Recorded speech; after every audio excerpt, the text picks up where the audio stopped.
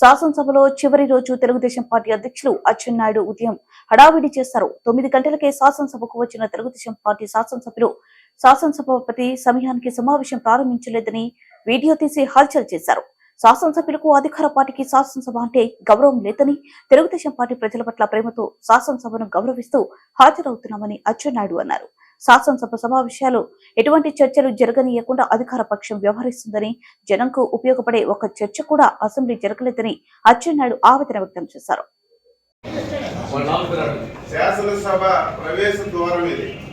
తెలుగుదేశం శాసనసభ్యులందరం కూడా 5 నిమిషాలు తక్కువ 9కి వచ్చి సభలు 9 గంటలు జరపాలని చెప్పి నోటీస్ ఇచ్చారు కాబట్టి మేము 5 నిమిషాలు తక్కువ 9కే వచ్చాం. ఇప్పుడు 9:10 నిమిషాలు అయింది. శాసనసభ కనీసం బెల్ల కొట్టలేదు. ఎందుకు కొట్టలేదంటే లోపల వైసీపీకి చెందినటువంటి 3 శాసనసభ్యులు ఉన్నారు. అంటే ఈ ముఖ్యమంత్రి మీద, ఈ ప్రభుత్వం మీద వైసీపీ శాసనసభ్యుడికి ఏం నమ్మకం ఉందో ఈ రోజు ఈ శాసనసభ సాక్షిగా ఈరోజు తెలిసింది.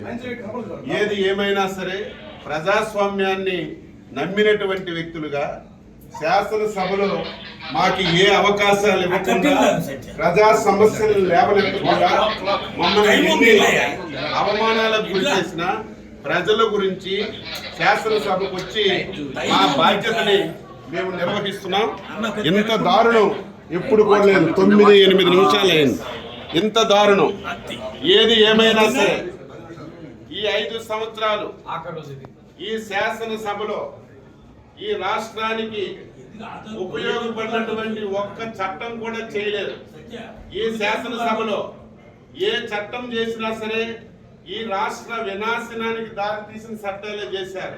అందుకే ఈరోజు ఈ విషయాలన్నీ ప్రజలకు తెలియజేస్తున్నాం. దయ ఉంచి ప్రజలారా ప్రతి ఒక్కరు ఆలోచించండి. శాసనసభ అంటే ఈ రాష్ట్రానికి ఒక దేవాలయం.